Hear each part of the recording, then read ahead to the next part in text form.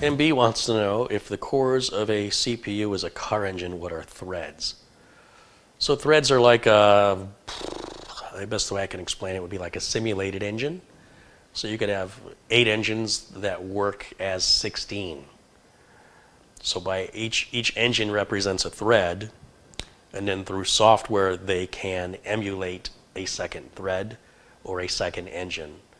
And if you have a piece of software that can take advantage of 16 cores, then you need only buy an 8-core CPU with hyper-threading in the case of Intel, and it looks like 16 to the software, and it works faster. So there are basically 8 real cores and 8 simulated cores that work in tandem together.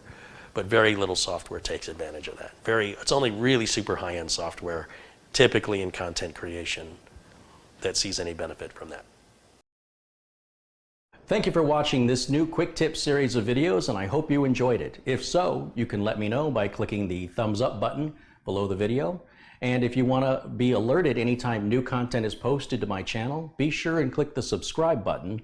After that, you'll see a little bell icon appear. Be sure and click the bell icon and make sure that the notification button is checked and how you want to be notified. That's going to wrap it up for this video. I'll see you all again very, very soon. Until then, bye for now.